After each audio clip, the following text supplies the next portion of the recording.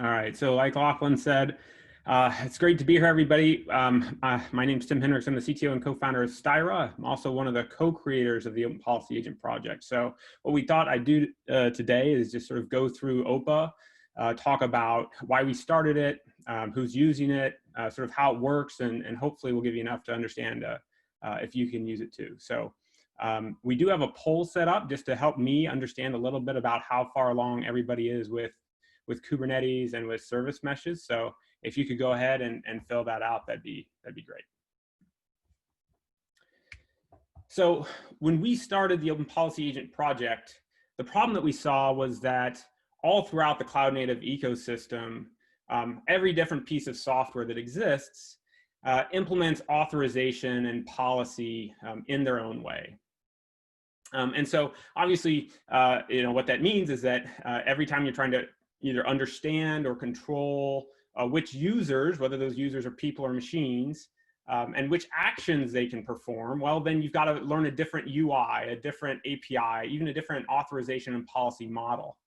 And so obviously there are things that that presents hurdles for, like in terms of accelerated software delivery. And so when we started OPA, really the idea was we saw all these different pieces of software that you see on this slide, and we saw different policy and authorization problems that needed to be solved there. And so one of the things, for example, Kubernetes, every time somebody launches a resource onto Kubernetes, there's an authorization problem that needs to be solved. Can this resource actually be deployed by this user onto the cluster? Every time a microservice API receives or sends an API call, is that API call authorized?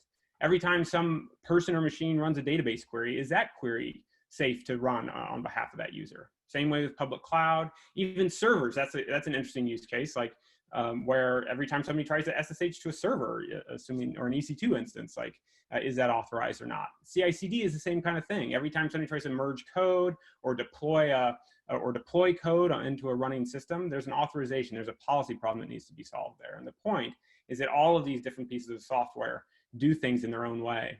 Looking at the results of the poll, what I saw is that 75% or so people were using Kubernetes in production today. That's terrific. And then about 30% were using like a service mesh. And so that would be this microservice category today. And the reason I asked about those two is that those are two of the, let's say, two of the more prominent use cases that we'll see for OPA. So obviously, OPA here was designed to solve this fragmentation, this heterogeneity problem for authorization and policy across the cloud native stack. So OPA's goal is to provide a unified solution to policy and authorization across all of these cloud native tools and technologies. And so, like with Kubernetes, that's a really popular use case for OPA, ensuring that all the resources that get deployed to that cluster are safe, meaning all the different configuration options that people have chosen, whether to run as root or to run this image or to connect these IPs to these applications, making sure that all of those configuration options are safe. That's a big use case for OPA. Probably the second one here is using OPA for microservice API authorization. So each and every time one of those microservice APIs gets executed, using OPA to decide whether or not that API call is authorized or not. And the other use cases on the slide are things that people are also using in production. These are not theoretical applications of OPA. Rather, this slide shows the different use cases that people are using OPA for in production to solve and provide a unified solution to authorization throughout their cloud native stack. One thing that this slide also illustrates is that OPA was designed to solve this authorization and policy problem in a very cloud native manner. So the way OPA was designed was that you run OPA on the same server as whatever piece of software needs an authorization or a policy decision. The idea there being that OPA allows you to decouple, to pull those policies out of that underlying piece of software, so you're not hard coding it or configuring it differently in each piece of software. But at the same time, because you're running OPA on the same server as that piece of software, you end up with roughly the same availability and performance guarantees that you would have had you left the policy embedded within the software. So in short, you don't need to pay for a network hop to grab an authorization decision out of OPA. Now, OPA is a completely open source project, as you might have guessed. It is owned by the Cloud Native Computing Foundation. We founded it back in Styra back in 2016, donated it to the CNCF as a sandbox project in 2018, and then about a year later, it made its way into incubating. So according to, I don't know if you've all checked this out, but CNCF has a handy DevStats tool. The DevStats tool is saying that today we've got 30 plus companies contributing to OPA and over 150 developers. So there's certainly an active developer community around OPA. The other part of the community that's quite active are the users of OPA. And so to give you a sense of this, here we've just cobbled together the talks on OPA from the last Kubecon US in 2019. That was back in November now. But the thing I'll call your attention to here are really the two different classes or two different venues here. So one of which was Kubecon, the standard venue. And there you'll see the talks from Google and Yelp and Goldman, Sneak, Reddit, Adobe, and Giant Swarm. What we also had for the first time at this last Kubecon was an OPA Summit. The idea here being that we had a half day where all kinds of different users came and talked about their different use cases. And so here, I'll call out people using OPA for the application, for doing like application level authorization. There were certainly a couple of talks in this area around using it for Kubernetes admission control. There were certainly a number used it for microservice authorization. There was at least one that I can remember that was using it for Kafka authorization, so in that database space. So the nice thing here is that if you want to hear from other folks who've used this heavily in production, there are plenty of materials that you can find, certainly on YouTube. Okay, so that's sort of who's using OPA. Well, the question then becomes, well, what is OPA technically? OPA is a general purpose policy engine. And what that means is a couple of different things. So I'll just walk through this slide sort of slowly to make sure we get all these points across. The first of which is that the assumption here, and this architecture will work for pretty much any of those integrations that we've seen in the last couple of slides. There's some service that at some point in its lifetime decides that it needs an authorization or a policy decision. And so that service sort of cobbles together whatever information it needs a policy decision about as a policy query. It hands that query over to OPA. OPA makes a decision and returns it back to the service. It is the service's responsibility to enforce that decision. It is OPA's responsibility to make the decision. So that's how we think about the separation of responsibility there between the service and OPA.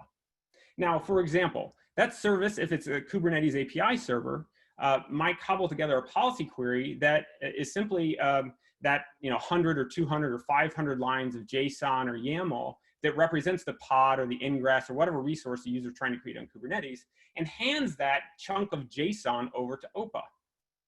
OPA makes a decision, returns it to the Kube API server, and the service goes ahead and enforces that decision. That policy query from OPA's perspective just looks like a chunk of JSON, right? And in fact, this is why OPA is so flexible and why it can be used in so many different use cases, that OPA just assumes that the input it's given, the policy query, is just a chunk of JSON.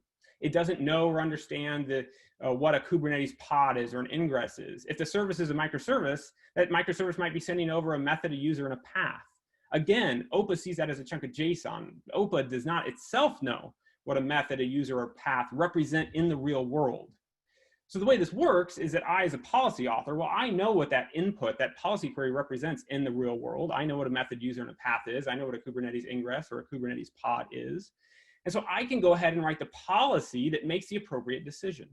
And so this is how OPA can be used for all these different use cases, is because as long as that service can hand over a chunk of JSON, which most can in the cloud native world that has an external webhook, for example, then in fact, you can use OPA to make authorization and policy decisions for that service. The second thing on this slide that I'll point out is therefore the policy language, which we call Rego. So that policy language needs to be then therefore flexible enough to make policy decisions about sort of an arbitrary chunk of JSON that comes in. So Kubernetes is a great example of this, where with Kubernetes, let's say that we want to put a policy in place that says you can only run pods that include images from a trusted registry, right? That's a classic example.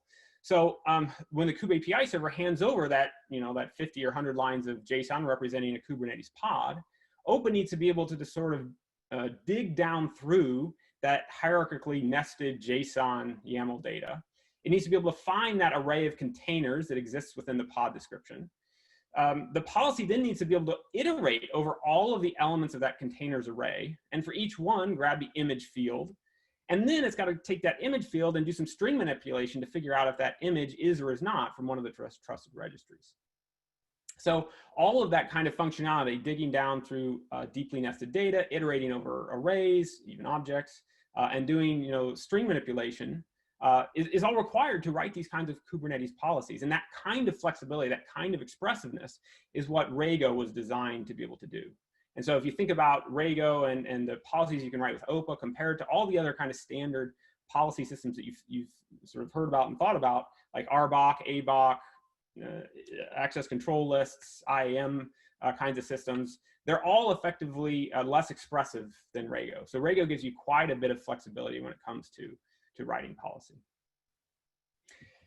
The third thing I'll call out on the slide is that data in JSON in the lower right-hand corner. This is also a pretty powerful feature of OPA.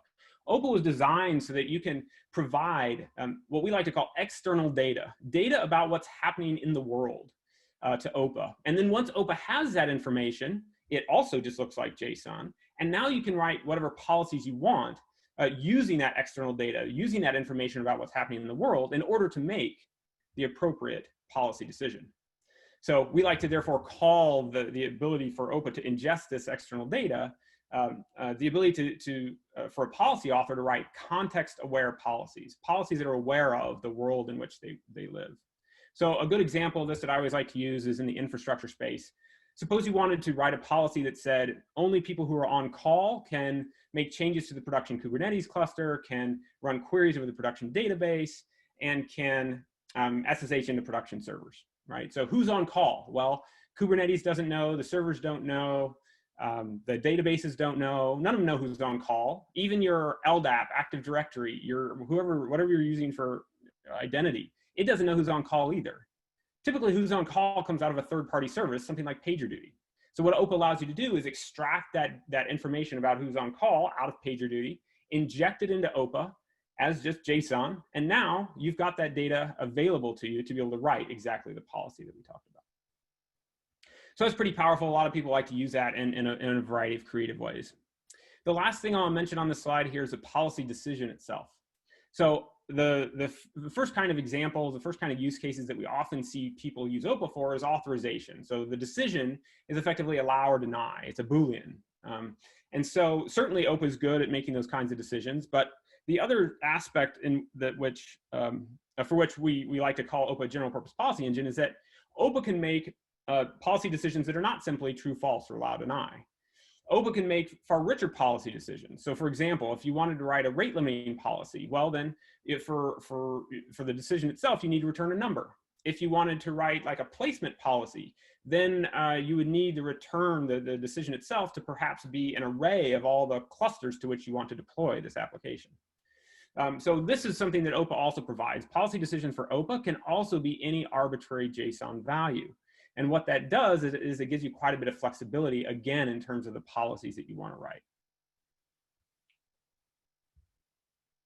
So I guess there are maybe 4 different aspects there that make OPA, that sort of establish OPA as that general purpose policy.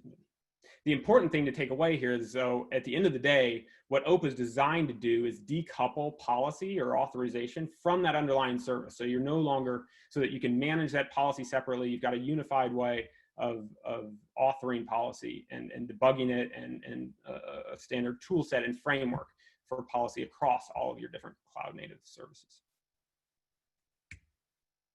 Okay, let's look at a couple of examples in more detail because everybody seems to like that.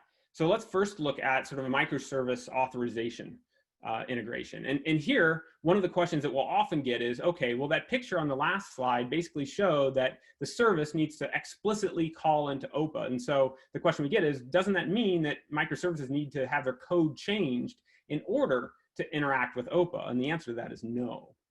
And here's probably the most common way that we see people integrate OPA in order to achieve and enforce microservice API authorization. They use a network proxy. And so you can take your pick of a network proxy. We've got some listed there: Envoy, Kong, Apogee, Linkerd. It doesn't really matter from OPA's perspective, or from the perspective of somebody who is trying to enforce authorization policies for microservice APIs, what technology you use for that network proxy. But at the end of the day, the idea behind the network proxy is that all of the traffic that ends up at that going into or out of that microservice gets routed through that network proxy. And so this is convenient now because, of course, we can often configure that network proxy to integrate with OPA. And so it's the network proxy itself that integrates with OPA, not the microservice. And so obviously this is powerful because now you can integrate and enforce policies across for microservices without ever changing those microservices themselves. So to walk through this very quickly, in step one here, the request is going to come in. That request is going to go through the network proxy. The integration between the network proxy and OPA happens in step two, where OPA returns a decision. Now, if that decision is allowed, then the network proxy will sort of forward that request onto the microservice. If, on the other hand, OPA denies a request, then the network proxy will drop it or return 403 or whatever it's configured to do. So then the microservice will go ahead and in step three receive that request, assuming it's allowed by OPA.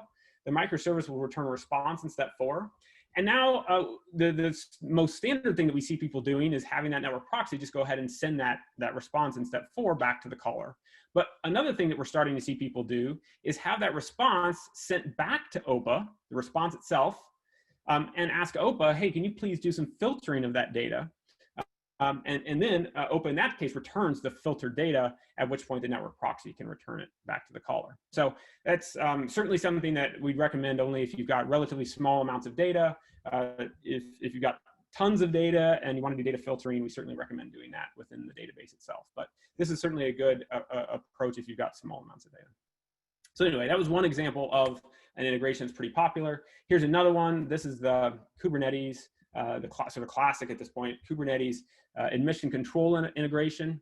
Here the idea is that we've got the Kubernetes server here in the top, or the API server here in the top part of this bubble. The request comes in from a user to create a new pod or a new ingress or whatever it is. That request goes through the Kubernetes API server pipeline, authentication, who are you, authorization. This would be where Kubernetes RBOC gets enforced. And then finally, admission control. So admission control gets called on creates, updates, and deletes.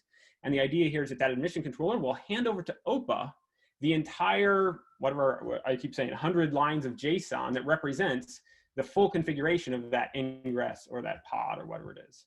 And so at that point, OPA is handed that entire JSON object and asked, is this safe to deploy or is it not? And then in this case, what OPA happens to return is the list of error messages that should be returned to the user that articulate or convey to the user exactly why this request is rejected, if it is rejected, in fact. And then once the resource makes it through admission control, then assuming OPA doesn't reject it, then it eventually makes its way out onto the cluster.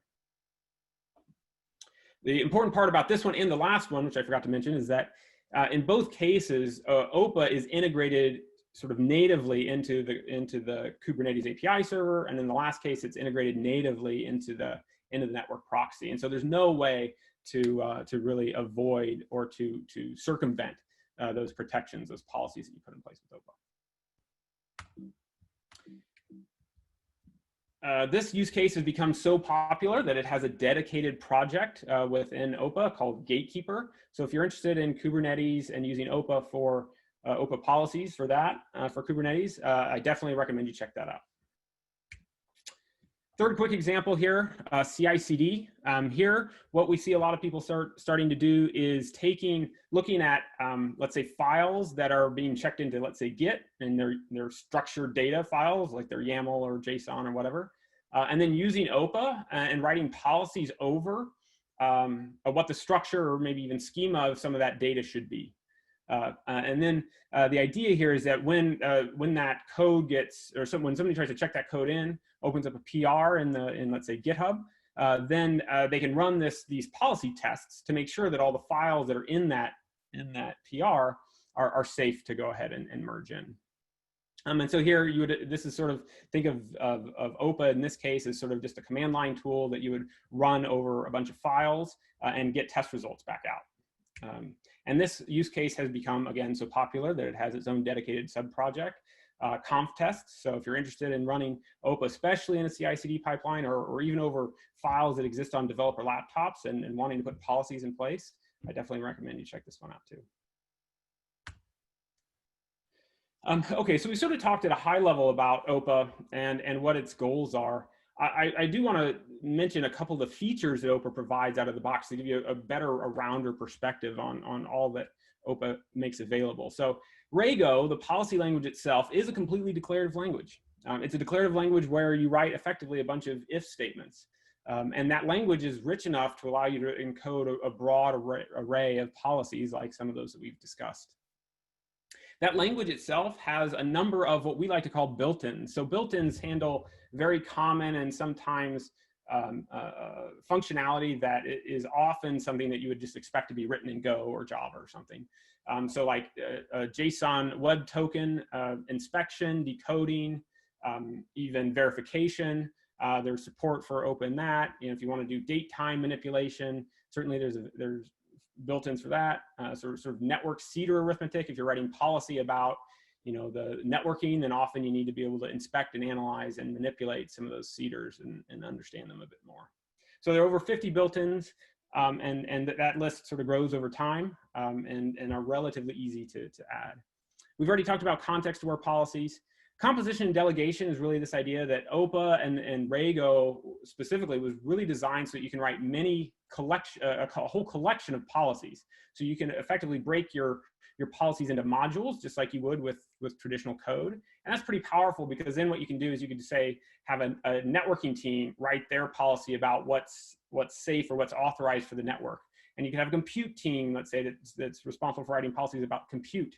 And then you could have sort of a main policy module or policy package that allows you that takes the requests that come in from the outside world and then decides, well, is it a compute resource? Then the compute policy should make the decision. Is it a networking resource? And the networking policy should make a decision. So this is a way that we do see teams sort of collaborate on policy within a larger organization. Performance, one of the key design goals for OPA has always been that as much as possible, what we want when you're writing policy is for you to focus on correctness and maintainability of those policies. What we don't want you to do is to have to go off and write a bunch of really complicated logic to make it perform well. And so we try to spend quite a bit of time putting performance optimizations in place so that as much as possible, the policy author can focus on correctness and maintainability. Two that I'll mention here briefly, one of which is rule indexing. Here the idea is that OPA will go off and statically analyze your policies, and it'll build a trie out of all the rules and statements that you've written and organize them in a way so that when a new input comes in that OPA needs to make a decision about, it can walk the trie and very quickly find just that fragment of statements that actually need to be evaluated because they're actually pertinent to this input. So that's pretty powerful. Partial evaluation is a compiler technique that allows you to sort of like pre-compute as much of the policies you can in a build step.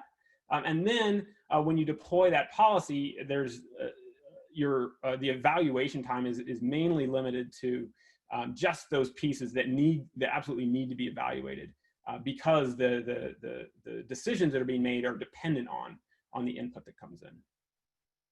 The other thing here on this slide is really sort of architectural. So the idea behind OPA, as I mentioned a little bit earlier, is that you run it on the same server as whatever piece of software needs those authorization and policy decisions. So most often what we see people do is run OPA as a sidecar or a host level daemon. The way I always like to think about this is that if you've got 500 microservice instances, then really what you have is 500 instances of OPA as well, right? So think of OPA as a host local cache of any policy and data that are needed in order to make decisions for that piece of software. OPA is not the source of truth for these policies. The source of truth is elsewhere. But one of the benefits of this is that OPA's evaluation is all very quick. It's all in memory. But then also at the point in time that you're making a decision, OPA doesn't have a bunch of external dependencies. So I see we're running low on time. So I will say that what that begs the question of is like, how do you actually, where is the source of truth for policy? And so the answer here is that OPA provides a number of management APIs, one of which allows you to download policies from a source of truth, another of which allows OPA to upload decisions that it makes, and those decisions that get recorded are recorded in what I like to call high fidelity JSON. So we're not just sending text files up somewhere, we're actually recording all that information in raw JSON. The last thing that I'll mention briefly is that there is quite a bit of tooling built around OPA. OPA does embody policy as code, and because of that, there's a unit test framework, a profiler, a benchmarker, integrations with VS Code, and so on. So I really do like to think of OPA as policy as code, and because of that, it's got a bunch of tooling around it. All right. So I think that will, I think I will end there. So thank you all for giving me the time.